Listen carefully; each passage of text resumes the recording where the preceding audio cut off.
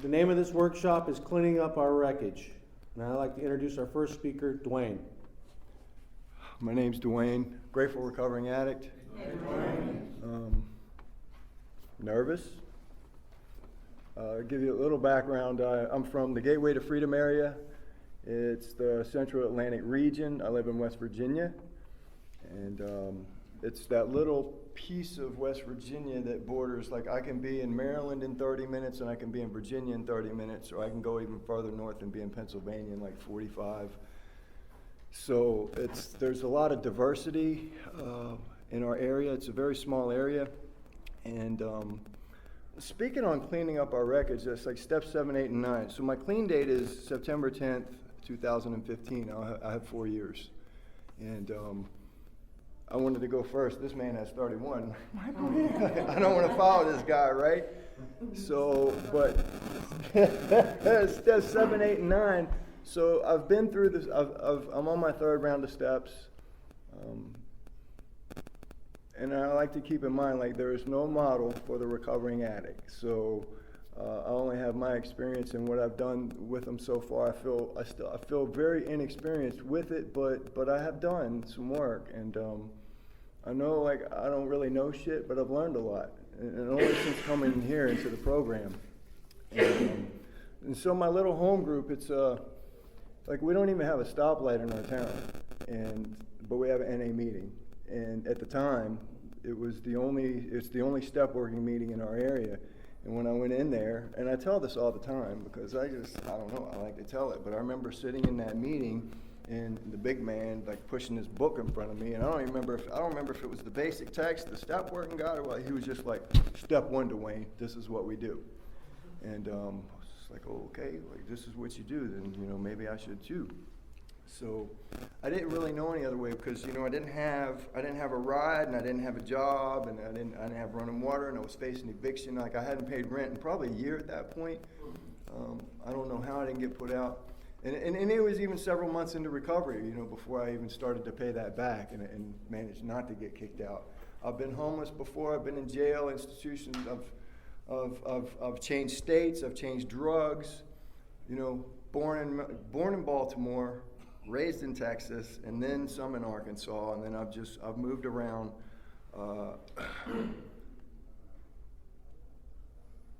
Trying the geographic cure. Like, I always thought, like, going somewhere else was going to fix me. Only since and then I even went into rehab, and they kind of ran us through the 12 steps in 30 days, man. And like, I got a big ego out of that. I got all this self-awareness. I had no awareness. Then I got a little bit, but it was so much more than I ever had. And for 8 years, I thought I had the thing.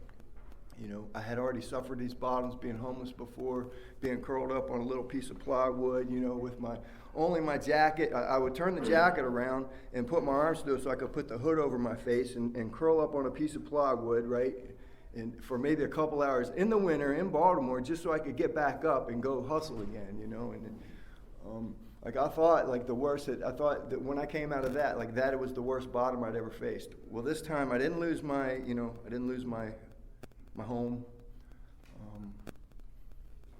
but I lost my will to live. So it was the worst bottom. And coming in here, step 7. So the topic is cleaning up our wreckage. The first thing I thought of was, normally think of the wreckage, like when we're making amends to people, to society. The wreckage is out there, all the damage we caused out there, because that's what step 9 says. We made amends to people we harm, right? And but the wreckage, when I heard wreckage, man, the biggest wreckage was in here. Like, this was the wreckage that I needed to clean up. And when I learned in here, like, I'm not making amends for those people. I'm doing it for me. And whether they accept my amends or not, it's not up to me. So that was a big relief. And I had to look at those character defects, because that's the reason. Like, the character defects are the reason. Like, that's what the part of me that's responsible for all the harm that I've caused. So I moved around. I've been through a lot of people's lives. I did a lot of harm, and I used the step working guide. And it was somewhere in the literature, it said, I'm just kind of paraphrasing, it's impossible to make amends to all those people, and that the greatest amends that I could make, like at that point, where I was in my life at that point, the first time I went through that step was just being clean, like staying clean and not causing the same type of harm that I'd been doing. So my first round of steps, and my step 6, character defects. Step 4, that was, where I started to write about those defects, the exact nature. Step 5, admitting the exact nature. I had a lot of anger, and I had to peel away that layer of anger and resentments and judgment and unforgiveness, man. Because step 8 talks about forgiving people. Like, this is where we start learning to forgive. We have to start forgiving here, because I'm not going to be willing to make. See, some of the people that were on my resentment list were the very same people I had to make amends to, and family members and society, and I hated everybody. I hated myself.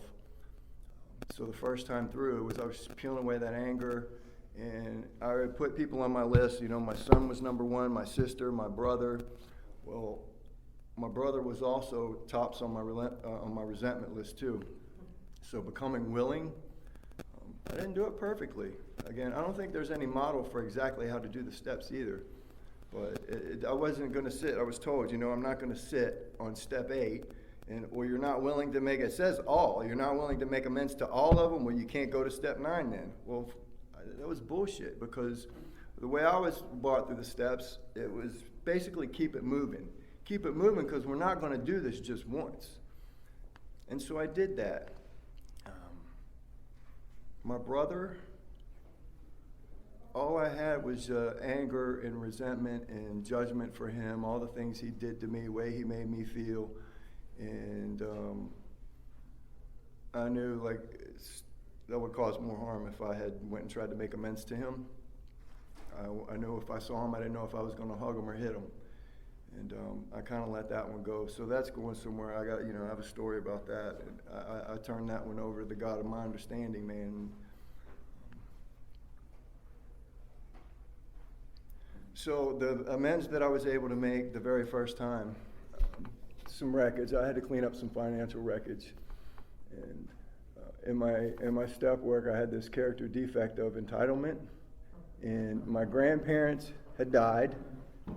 I had gotten from their estate, I'd gotten 26 grand in cash, and it was a couple years before I got clean, and I blew through that in 2 months. But they had the house, and I think I was getting $48,000 from that. And when I had been waiting, just thinking man, I need this money, it's my money, I need this to bail me out. I wasn't taking any responsibility for myself, and I wasn't working for months. I didn't work, just expecting this is my money, I'm entitled to it. It's a bailout. And the advice that I was given was you need to conduct your affairs as if there were no check. And I did that, man. I went back to work. I got myself down out of town. Well, I'm staying 2 hours away from home where my boss could pick me up and he could drop me back off in a motel room.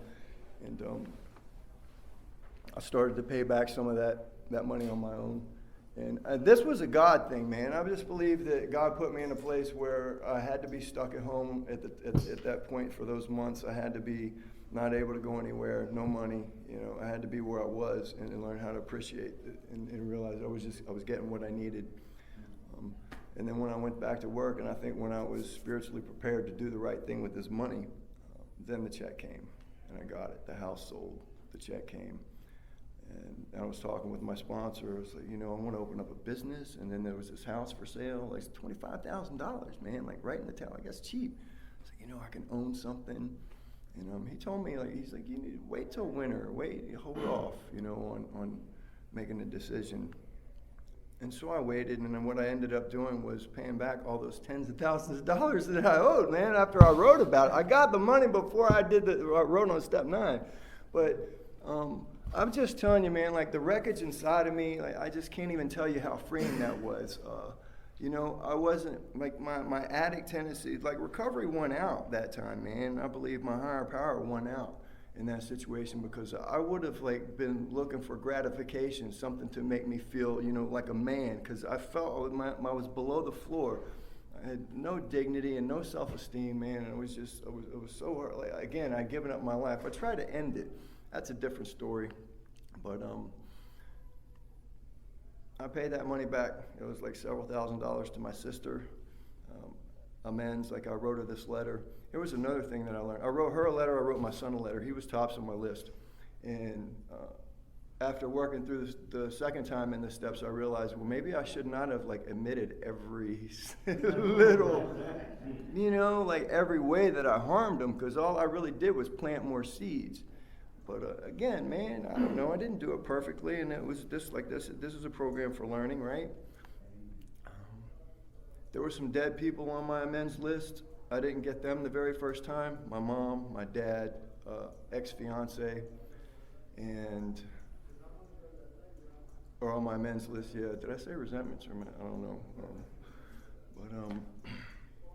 My second time through the steps, I was able to do that, write them letters, and actually admit. And again, back to step 4, all the things that I'd done, I started to look at my part. And in step 8, it talks about like forgiveness. And what I was able to do in step 8, like in the process of becoming willing to make amends, I was only looking at my part, not the reasons that because I had gotten out of playing the victim role, right? I'd always been like, well, you did this to me, and that's why I feel this way. You did this, or you're this way, and that's why, I'm reacting in such a way. And I was blaming everyone else for the way I was, and any kind of harm I caused, it wasn't my fault. So being able to forgive people, again, that first layer of anger and resentment, and it just pissed off and hate. Like I had so much hate and judgment, and only looking at my part, that was like really key. And when I was only able to focus on my part, I started to realize, well, damn, man, look what I put my brother through. Like, no wonder I fucking hurt him.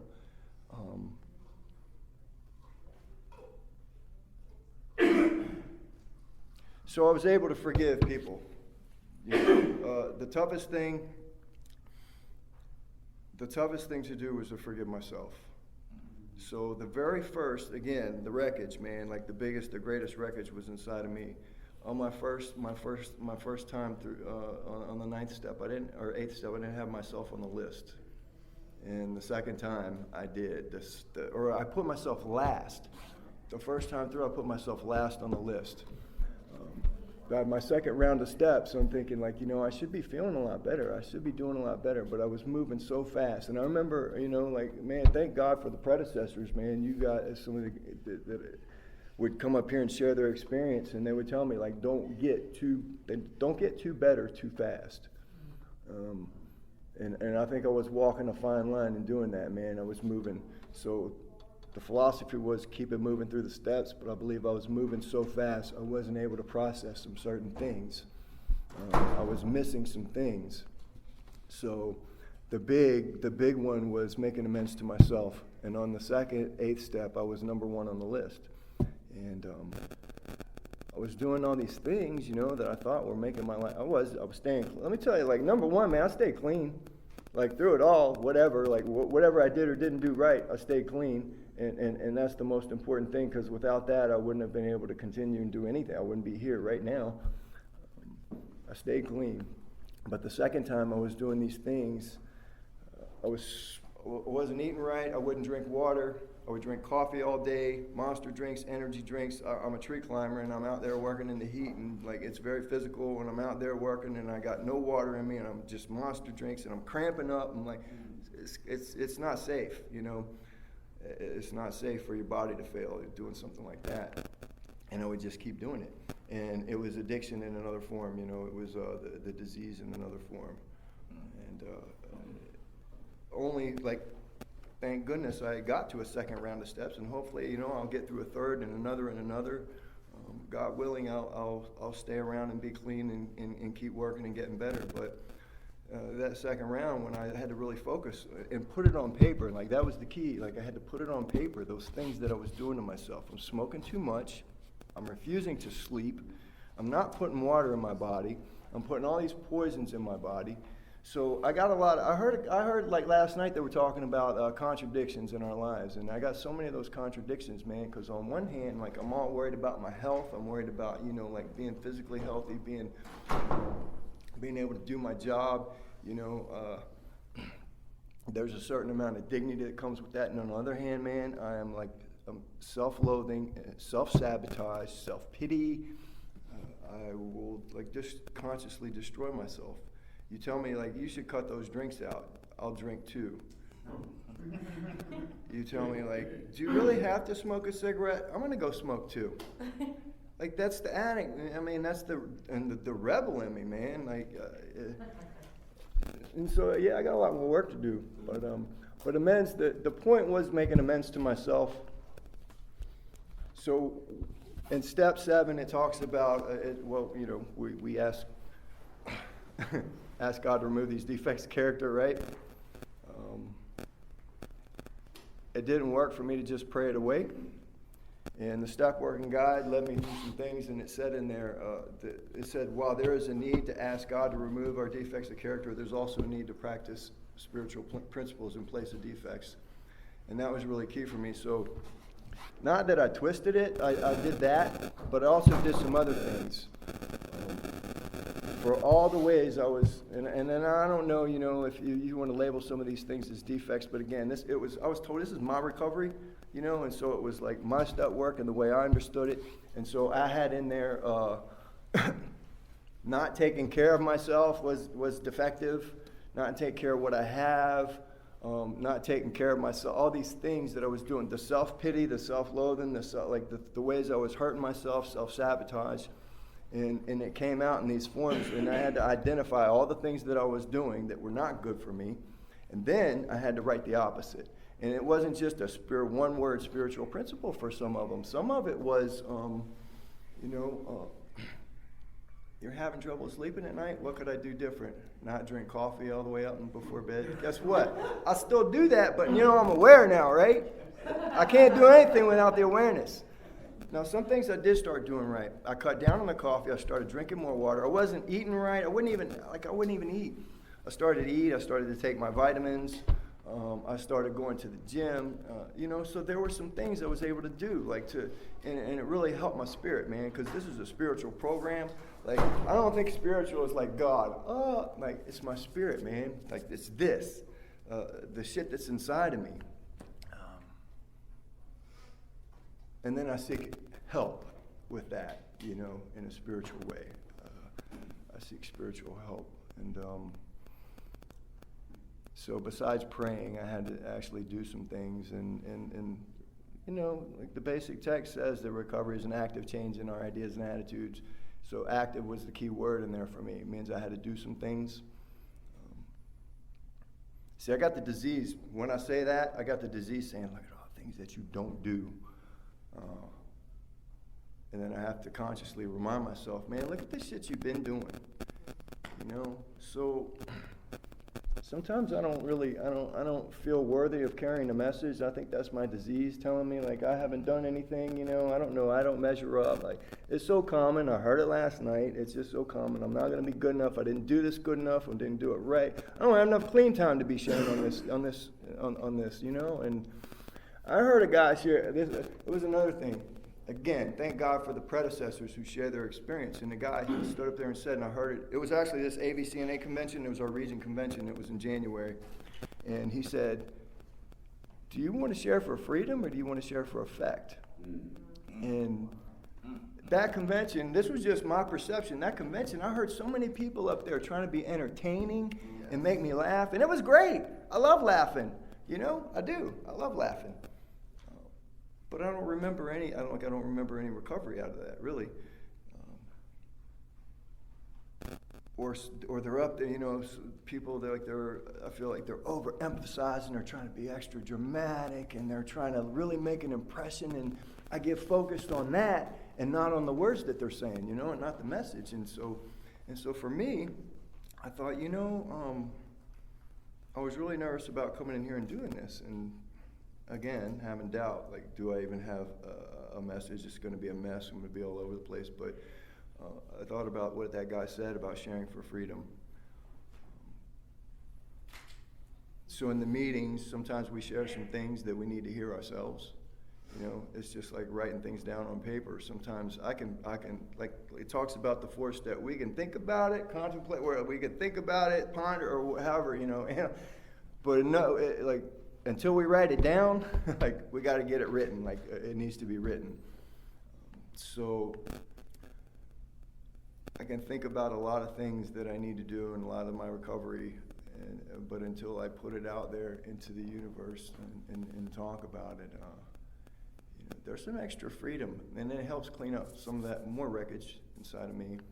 Let me tell you, man, them financial amends were a big freaking freedom, man. It was just, I don't know.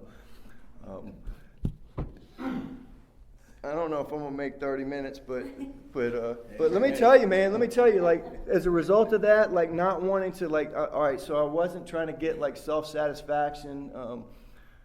I've been in this place, I hate money, but we need money. I like money, but I hate what it does. I hate that has to be the focus of life. Like, I need that. I need more money to be happier. I need more money to have more, to be more, to, I deserve more. And I've kind of consciously made an effort, again, cleaning up my wreckage. I think the whole step process is cleaning up wreckage in myself. And again, I'll get back to the amends because it does say 7, 8, and 9. But just cleaning up that wreckage in me, man, is anyway. So now I'm blanking. I'm like jumping all over the place. I want to tell this one story. So my brother,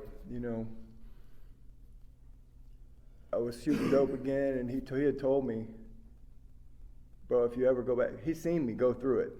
He's seen me homeless, and he's seen me like go from owning a business with him to being homeless. He's helped me out through the years. He had done a lot for me. I owe amends to him. But he was my greatest resentment because the people that are closest to me, that affect me, like they get me more, I was talking about this, sir, they get me more emotionally charged than anybody else. So with my brother, he had said something to me. He's like, bro, if I ever see you doing that, if you ever start doing that again, I'll kill you. And I was like, all right, yeah, I get it. You don't want me to. But then he said it again. And then he said it again.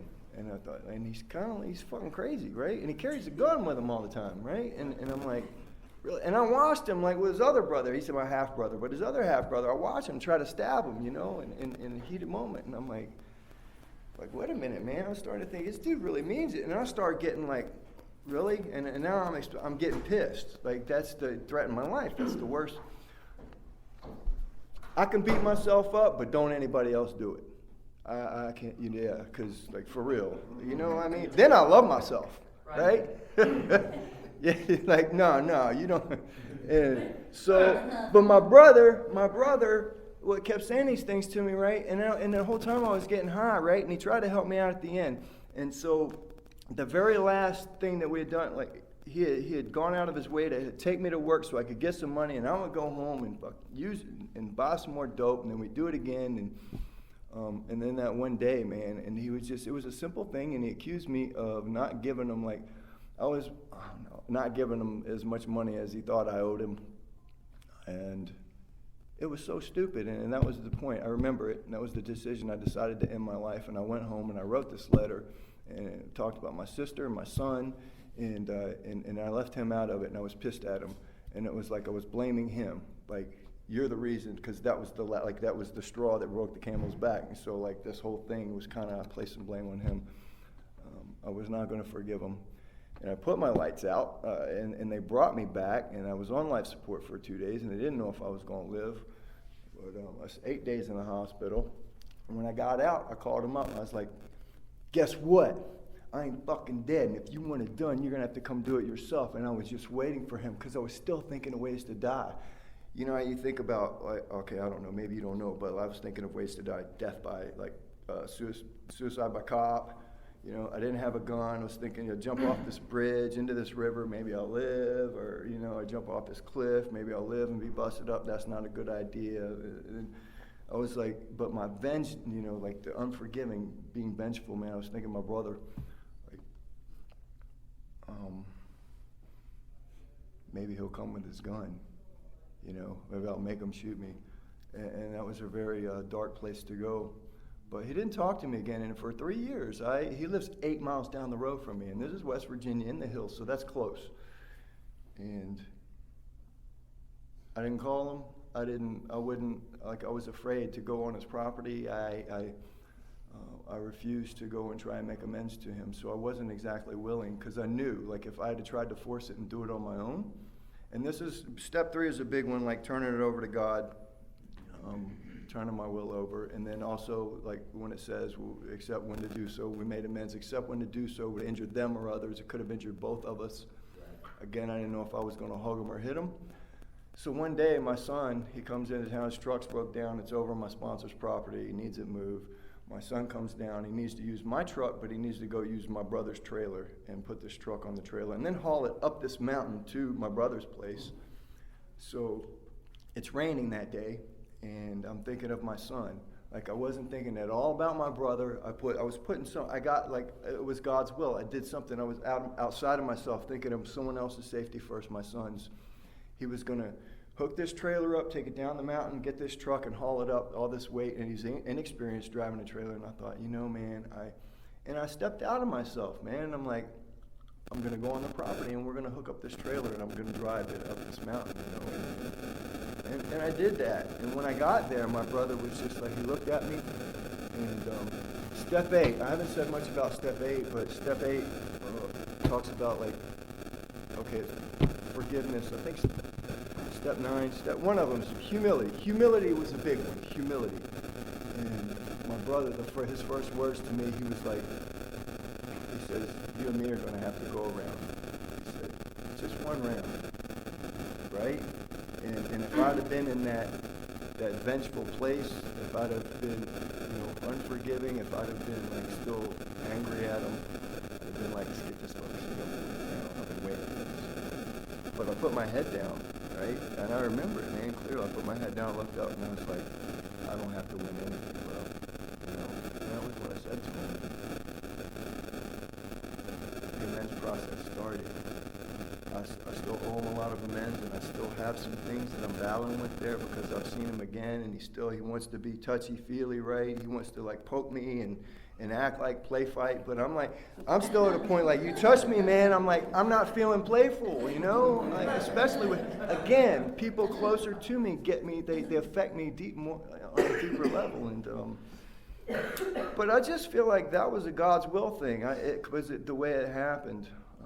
It was really, I don't know, it gave me a little bit more freedom, some of that, again, I don't know, wreckage I'm carrying around with that situation. But I made a lot of amends, man. I could tell more stories. I wish I'd have gotten more into that. The dead people, I wrote those letters the second time around and only looked at my part. Because again, my parents were on my resentment list in my 4th step, but they were also, up there on my amends list. I think you need all 12. Now, wreckage of the present, that's a different thing. That's step 10. I'm trying not to create any more, like, for my next round. I'm really, I'm doing it anyway. But I try to keep it limited, man. Again, I don't know, man. No model for the recovering addict. I don't think there's any, perfect model for how to go through the steps. I'm doing this thing. I feel like I'm a 4-year-old. I'm still a toddler. And again, to the predecessors who told me, you're still in early recovery. And like Narcotics Anonymous has given me something to believe in. The people are flawed, but I feel like the program is not. And when I start to doubt it, it's because I'm flawed, and I'm not doing something right. And I'm aware. And I love to come to these things and hear other people's experience, man. Like, I need that. I need to hear it. If I was locked in my area and like in that little bubble, like, and that's the only message I ever got, I just feel like I'd be so limited, man. And part of making amends to myself is I get out and I go do things, I'm not obsessed with, like, making a bunch of money and buying a lot of material shit. I like to go and have experiences, and I like to get out and meet people. Like, that's what helps my spirit. I was an introvert, shy. I couldn't talk to anybody one-on-one when I was younger. I couldn't approach a woman. That just kind of had to happen. I wouldn't go after a female. I didn't have enough confidence. And And now, man, I don't know, like all that thing is like just meeting people, any people that come into my life. It's kind of a surrender, turn it over, God's will if it's meant to be, and I don't have to force my will in anything. I try not to. I didn't expect to be sharing this today, and now that it's over, I'm glad I did. And thank you guys for listening. I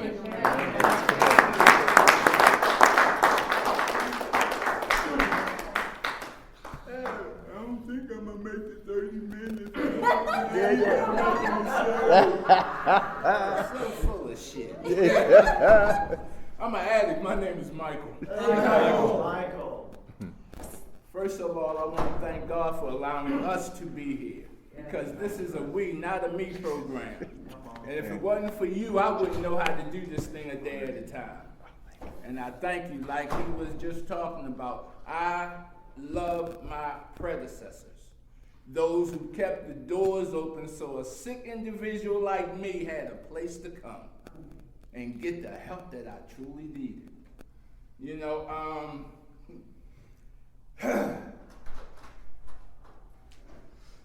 I get like you a lot. I don't want to share. I get nervous because a friend of mine told me, he said, when you get nervous, God is shaking the truth out of you. And sometimes I don't want the truth to come out of me. And I had to laugh because it's so much similar with us. My clean date is September the 12th, 1988, and I was born and raised in Baltimore. Yep. You know, and I'm sitting there, and it's one thing my sponsor told me, because I heard him say something about this. He said, if you see me sitting in the meeting and my eyes are closed, I'm not sleeping. Because my sponsor told me, listen to the message. Right. Don't focus on the messenger. Listen to the message. So a lot of times, I sit in the meeting and I'll close my eyes because I have a tendency of sitting up in the meeting while you sharing, looking at you, critiquing everything you share. You know, because it's not my experience, but I want to tell you how to live your experience or how to share your experience. You know, and that's part of my character defects. When I got to step 6 and 7, I read it. I started writing on it. I read it again. And I went to my sponsor and I'm like, oh, well, I'm done. He looked at me and said, what you talking about? I said, man, I can't do this shit.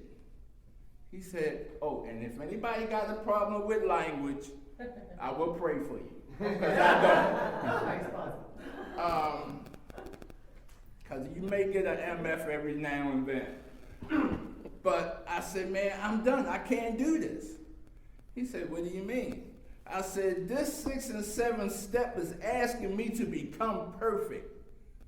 And I know I'm a fail. I know I'm a fall short. I can't do it.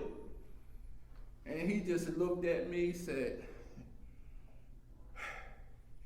read the goddamn step. And there was one part in step 6 that I missed. It says, we will fall short sometimes. But it's important that we get back up. You know, and I fell short a lot. But I've learned a lot.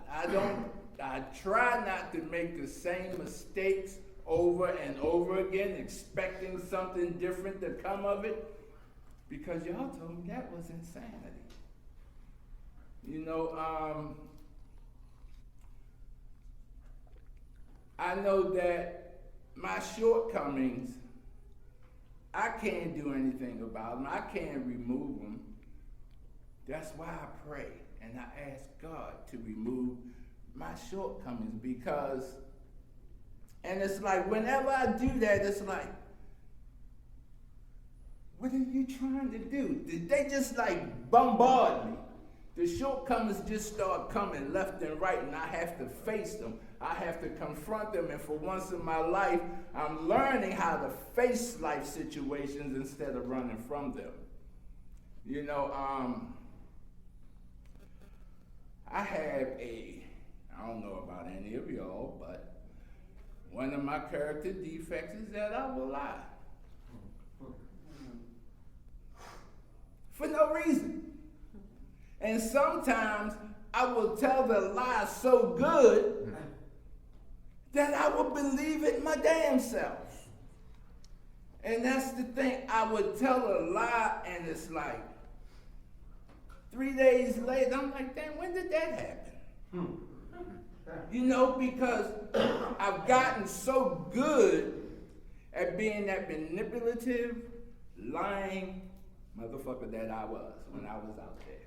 Because that was part of the lifestyle that I had to live. You know, and coming in here, y'all told me I had to be honest, open-minded, and willing. So the honest part was the hardest thing for me. Because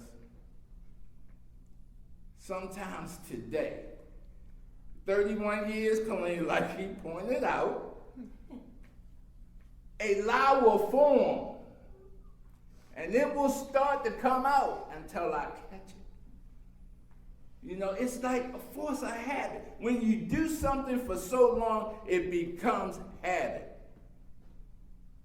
So, I thank God that I have a sponsor, and I have people in my life that will look at me and tell me the truth.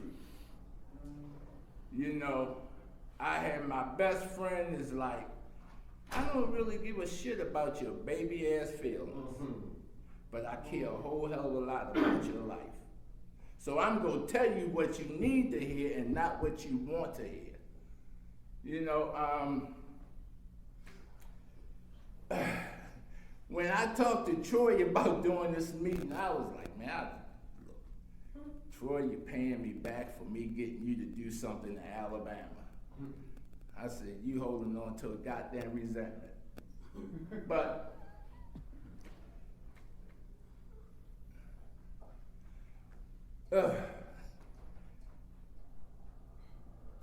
the topic was the wreckage, cleaning up the wreckage of our past. And it's like, I did step 7 last night. I did a hell of a meeting on step 8 last night. And step 9, you wouldn't believe, was miraculous. And I had my books, had shit highlighted, checked off what I was gonna read out the book and what I was gonna share out the book and all that. My book is in my goddamn truck out in the parking lot. Because a friend of mine told me, he said, when you share a meeting, the people that are in the audience that's listening to you should know you a little bit better when they leave the meeting than they did before they came in. He said, share yourself. Don't be one of those, oh, the book says, reading out the book, because that's not you sharing your experience.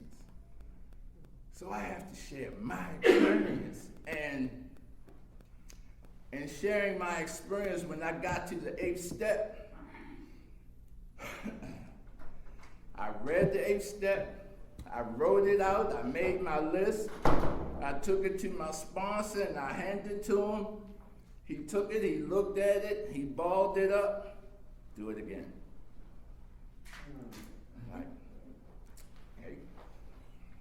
Went, read the step, wrote it again, wrote my list.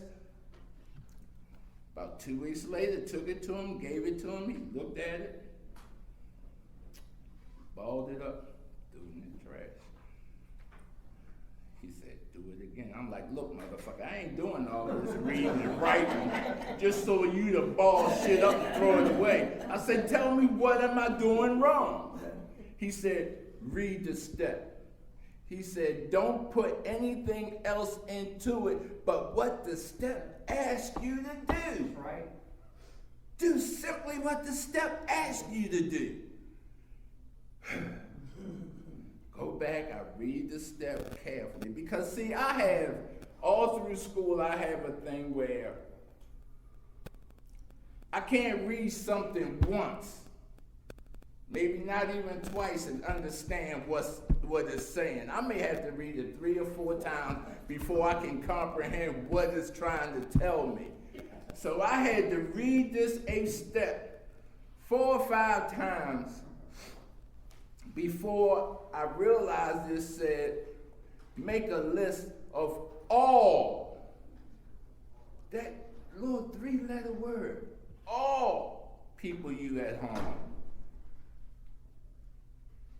And when I wrote the list this time, I put me on top.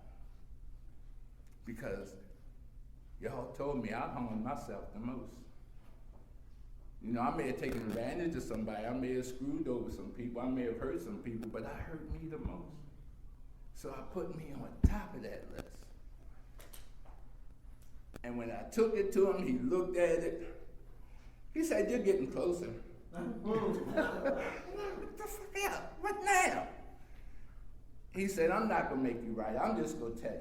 He said, God should be on the top of this list. I said, not my God.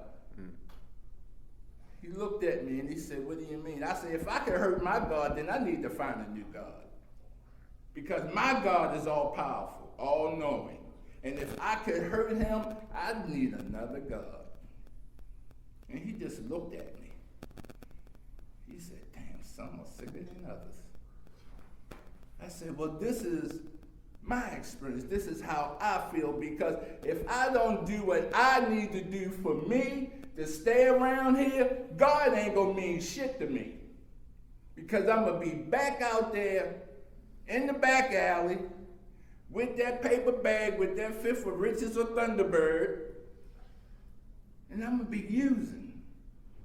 And I ain't gonna be thinking about a God. I need to put me on top so I could focus on what I need to do to stay here. And that was part of my 8-step list. That was the thing that it took a lot for me, because I'm a people pleaser.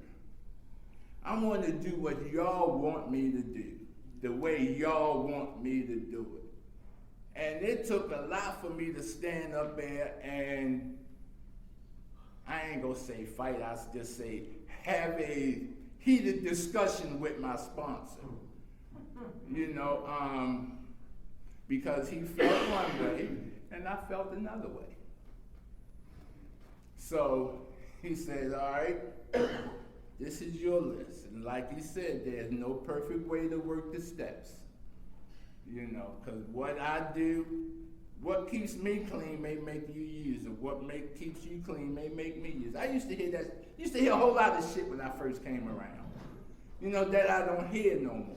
And we talked about it in the meeting the other night, where when I first came around, my predecessors told me, sit down, shut the fuck up, get on the front row. If we want to cop, we'll ask you, you want to stay clean, shut the hell up and listen. And that's what I was told to do. And I did what they did because I was scared to go back out there. I had came in here once before, and I compared to what y'all did to what I did. I compared my way back out the door. And I came running back in here. And when I came back that second time, I related myself. I heard y'all talk about the feelings. I heard y'all talk about feeling like a piece of shit when you said, I'm gonna take this paycheck, I'm gonna pay this bill and pay that bill. You get paid on Thursdays and you're bumming $2 on Saturday morning to buy a pack of cigarettes. Bringing home $800-900 on Thursday, and Saturday night you getting a $2 6-pack of red, white, and blue beer. You know, and I had to look at some of these things. I had to look at what I was doing to me. And like you talked about, even clean today, I am a diabetic. I am on insulin. If you sit a donut right there, my mouth is going to start watering. You know, because there's still some things I do to hurt me. I still do some shit to hurt me. You know, my sponsor looked at me, he said, all right, what's going on with you? And I'm like, I don't know. And he said, let's sit and talk. You know, I thank God I got a sponsor. When I found out I was a diabetic, I went to him and I said, man, I'm tired of this, because I had to take injections twice a day. And I'm like, man, I'm tired of this. I never injected nothing in my body. Now I got to do it twice a day. I'm tired of this shit. I'm not going to do it no more. And he looked at me and said, okay, don't. Stop. And I'm like, the fuck? You ain't supposed to just say shit like that. You're supposed to say something spiritual. The sky's supposed to open up and all of this shit. He said, no, stop. I got a black suit upstairs. I'll wear it to your funeral. You motherfucker, you. And see, these are the people that I have in my life today to tell me what I need to hear. And on my list, it says, become willing. And my sponsor tells me, willingness is the key to this program. If you lose the willingness to stay clean, your clean date will change. So I can't lose the willingness. I have to remain willing to do whatever it takes to stay here. And that 8th step says, become willing. Or is it the 9th step? I think it's the 9th step. Say, become willing to make amends to all. And it's like, as long as I'm willing, from here, whether I see that person or not, I'm still willing to make the amends. And I had to learn that God will place those people in my life when He knows that I'm ready to make the amends. And when He knows that they are ready. And see, a lot of times I had to realize that their being ready doesn't mean that they're going to accept my amends. Because these are the people that heard me say I'm sorry so many goddamn times, they're sick and tired of it. Oh, I'm sorry. No, bullshit. Sometimes their being ready is them venting, cussing me out, and telling me how they felt about what I did. Because they had been holding on to this shit for so long, just like I've been holding on to shit for so long. And like you said, it's not doing it for them, it's doing it for me and my peace of mind and my spiritual growth. But they have to get rid of that shit themselves. So when they cuss me out, I can't sit up there and go toe-to-toe with them. I have to sit there and accept that they have the right to be angry and have the right to cuss me out and feel the way they did for what I did to them. And see, I had to look at not what they did. It ain't about them. It's about me and my part that I played in any given situation. You know, it talks about the 9 steps and make amends to all those, except when to do so would injure them or others. I went to this young lady and I had to make amends to her. And that was easy. The hard part was going to this guy I had known since the 7th grade, who was living with this woman, and tell him that I was sleeping with his woman. Now, had to realize that that person that could be harmed could be sitting right here in this chair. You know, and I knew him since the 7th grade. I knew he carried a 44 Magnum with a 6-inch barrel. And I'm like, do I really want to piss him off? You know, sometimes willingness has to be enough. Because I couldn't go to this man and tell him that me and his son's mother were sleeping together while they were living together. You know, and I had to talk to her because I betrayed this man's trust in me. He trusted me. You know, he invited me into his house. His mother invited me into her house and would cook dinner and let me eat dinner at their house. You know, and it's like, I felt like shit. But did I stop? No. Every time she called me and said, let's go do something, I went. You know, part of that making amends, that list, that 8-step list, it's a 3-fold list. It's for those that are living, for those that have passed away, and for the institutions or your job. I had to make some amends with my job. My boss would come to me and ask me, say, you want to work over tonight? I'm like, sure. He said, all right. They would leave, my boss would leave 4:30. I worked from 7 to 3, my regular shift. My boss would leave at 4:30. 5:30, I was uptown getting ready to go to a meeting or finding something to eat. And next day I would come in, he'd say, what time do you leave? I say 11. And he'd write it down. Pay me for 16 hours when I left 2 hours after my first shift was over. I only worked 2 extra hours, but they paid me for 8. You know, and part of me making amends to them, because I wasn't going to them and say, hey, look, when I was getting all that overtime and you was paying me for 8 extra hours, I was only working 2. I ain't got that kind of money to pay y'all back.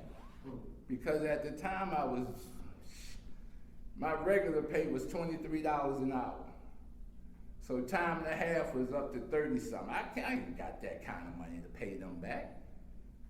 And I wasn't trying to get fired. So what I did was, when he asked me to work overtime, I said, yeah, I'll work. The next day, he said, how long you work? Oh, I stayed till 7. Oh, I stayed till 5. I would tell him the truth. And then there were a couple times I stayed till 9 o'clock and told him I left at 7. And when I went to somebody and told them, oh, you stayed on the job for 2 hours for no pay, I said, yeah, it's part of my amends, me making amends to them. Me giving back what I stole from them. Because it wasn't them giving it to me, I stole it. You know, I used to say I never stole from my family until I got into my step work and my sponsor looked at me and said, how do you figure you never stole from your family?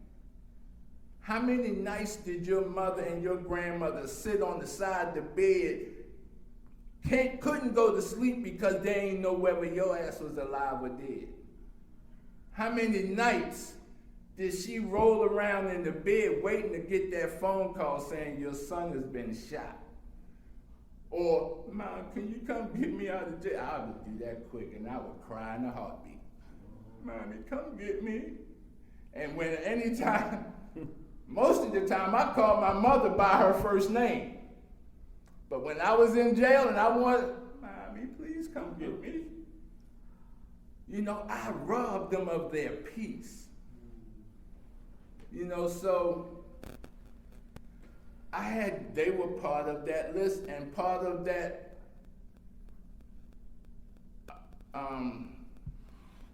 people that had passed.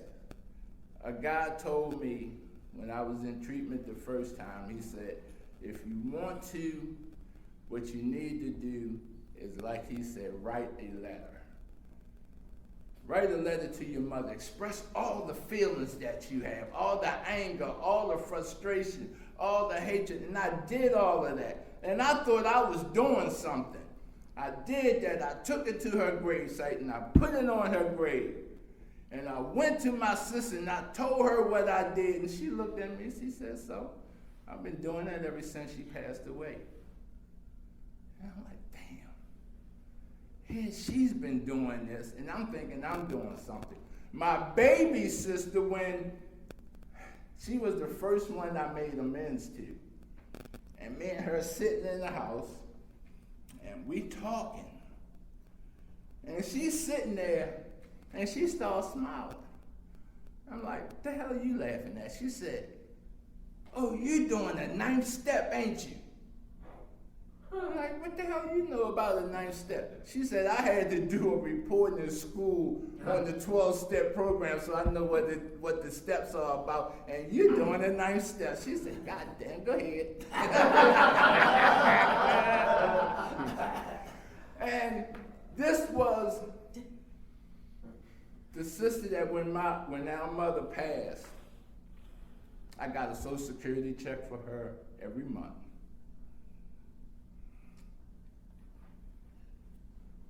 Every month.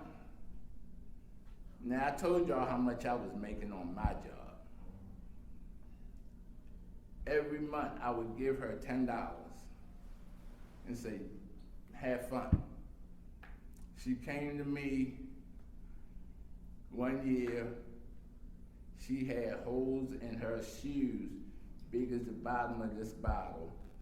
It was just before school started, and she said, I need money to go get shoes and some clothes to go back to school with. And I gave her $15 and said, go get yourself an outfit. Go get a pair of tennis.